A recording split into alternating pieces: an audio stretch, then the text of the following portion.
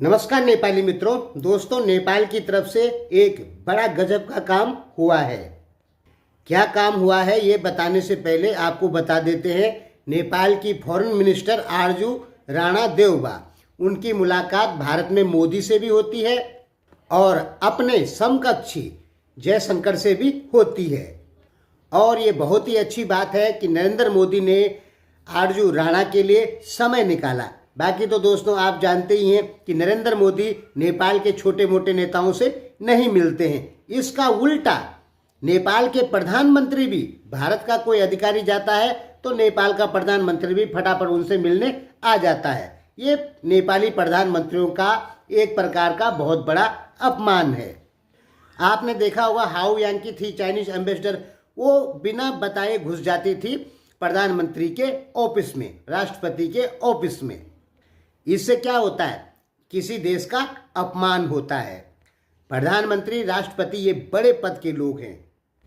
नेपाल में ये सिस्टम होना चाहिए कि अगर भारत का विदेश मंत्री आ रहा है तो नेपाल का विदेश मंत्री ही जाके उससे मुलाकात करे। समकक्षियों से मुलाकात होनी चाहिए, लेकिन नेपाल में ऐसा नहीं होता। नेपाल में तो आप जानते ही हैं कि चाइना का छोटा मोटा अधिकारी भी आएगा तो नेपाली प्रधानमंत्री सीधे मिलने चले जाते हैं। भारत का कोई जाएगा, अमेरिका का कोई जाएगा तो प्रधानमंत्री मिलने चले जाते हैं। ये गलत है। इससे किसी देश के प्रधानमंत्री और राष्ट्रपति पद का अपमान होता है। देश बड़ा है छोटा है उससे मतलब नहीं है, पद तो पद होता है। तो हमारे कहने का मतलब है कि नेपाली प्रधानमंत्रियों को भी अपनी गरिमा को रखते हुए अपने समकक्षियों से ही मिलना चाहिए। ये नहीं कि एम्बेसडर आ गया तो दौड़ के उससे मिलने चले गए। चलिए, जो भी है, अब बात करते हैं। नेपाल ने गजब का काम ये किया कि 2021 में कोरोना काल के समय में लगभग नेपाल को पहला ठेका मिला था भारत की तरफ से 39 मेगावाट का। वो भी कोरोना काल के समय 1-1.5 साल बर्बाद हो गया। आज 2024 में नेपाल ने 1000 मेगावाट लाइट भारत को बेचना लगभग शुरू हो गया। 1.5 साल में 39 मेगावाट से सीधे 1000 मेगावाट पे आ चुका है नेपाल। ये अपने में बहुत बड़ी तरक्की है नेपाल इलेक्ट्रिसिटी अथॉरिटी की।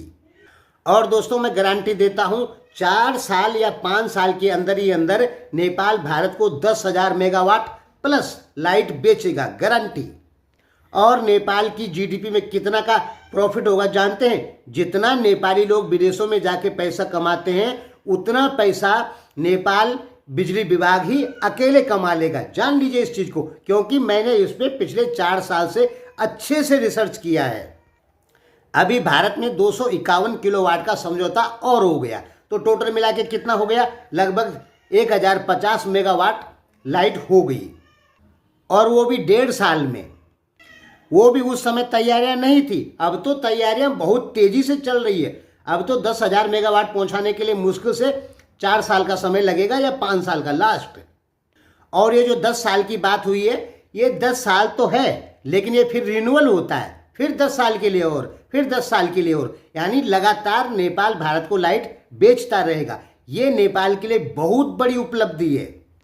अब वो चाइनीज एम्बेसडर के बातों में मत आइएगा। चाइनीज एम्बेसडर ने कहा था कि 19 अरब भारत ने नेपाल से 13 अरब की लाइट खरीदी और 19 अरब रुपए की बेची। ये कहा चाइनीज एम्बेसडर ने। चाइनीज एम्बेसडर ने 100% झूठ कहा।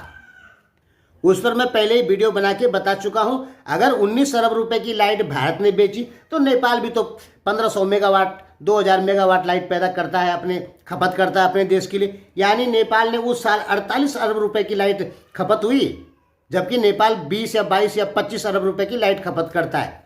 तो ये झूठ कहा चाइनीज एम्बेसडर ने।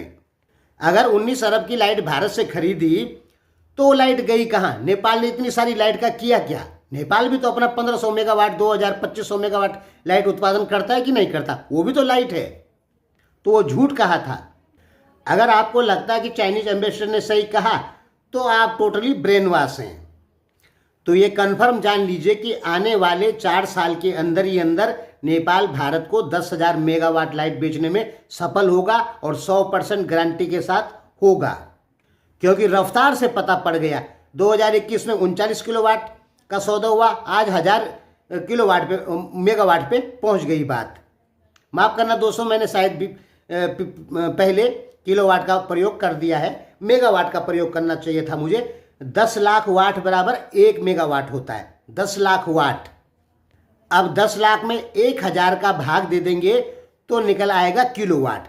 1 किलोवाट पर 1 यूनिट होता है, नहीं समझे? 1000 वाट यानी 1 किलोवाट। 1 किलोवाट लाइट जितनी देर में खर्चा होगी, या जब 1 किलोवाट लाइट हम खर्चा करते हैं तो 1 यूनिट उड़ता है। जैसे 40 वाट का पंखा यदि हम 25 चलाएंगे तो वो 1 घंटे में 1 यूनिट उठाएगा। आपको किसी भी बल्ब का, किसी भी फैन का, एसी का, कूलर का, फ्रिज का अगर ये देखना है कि ये 1 घंटे में कितना बिजली खा रहा है या 1 यूनिट कितनी देर में बिजली खाता है, तो उसके लिए क्या करना पड़ेगा? 1000 डिवाइडेड वाट। अब फ्रिज आपका माना 200 वाट का है तो 1000 डिवाइडेड 200 बराबर 5 निकलेगा, यानी 5 घंटे में 1 यूनिट बिजली खा रहा है फ्रिज।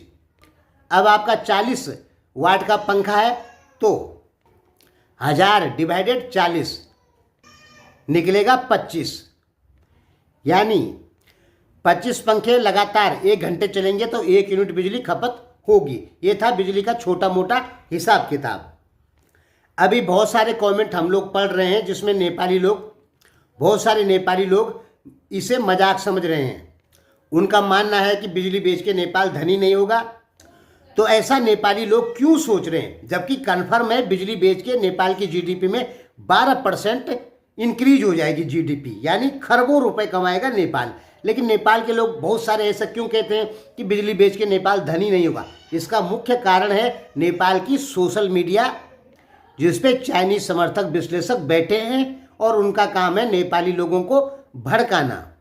अब एक विश्लेषक आजकल बहुत चल रहे हैं, भरत दाहाल जी, वो कह रहे थे कि कुलमान घिसिंग जो है वो अमेरिका का दलाल है, और इस टाइप से बोला कि नेपालियों को, बहुत सारे नेपालियों को लगा कि कुलमान घिसिंग शायद अमेरिका का ही दलाल है। जबकि आपको पता होना चाहिए कि एक समय नेपाल में 18 घंटे लाइट चली जाती थी। आज जो बिजली बेचने में नेपाल इतना आगे बढ़ रहा है वो कुलमान घिसिंग की ही देन है। दृढ़ इच्छा शक्ति वाले व्यक्ति हैं कुलमान घिसिंग। उनकी जगह पे कोई दूसरा आदमी होता वो इतना विकास नहीं कर पाता। अभी तक नेपाल बिजली बेचने की अवस्था में नहीं होता। पिछले साल नेपाल भारत को 17 अरब रुपए की बिजली बेचा है, और इस साल आप देखेंगे ये जो 251 किलोवाट और बढ़ा है, 21-22 अरब रुपए की लाइट इस साल भी बेचेगा नेपाल भारत को। यानी साउथ एशिया में नेपाल अब बिजली का एक हब बनने वाला है, जो साउथ एशियन कंट्रियों को बिजली सप्लाई करेगा, जिनमें अभी पहले भारत है, उसके बाद बांग्लादेश है, उसके बाद भारत के राज्यों से होते हुए पाकिस्तान भी जाएगी लाइट। लेकिन वहां अभी समय है। जब हरियाणा पंजाब पहुंच गई तो वहां से पाकिस्तान कितना दूर है? 40, 50, 100 किलोमीटर। लेकिन अभी इतनी बिजली का उत्पादन नेपाल में नहीं हो रहा है। नेपाल की अपनी जो कैपेसिटी है वो है लगभग 50,000 मेगावाट, जो कि बहुत ज़्यादा होता है। धन्यवाद।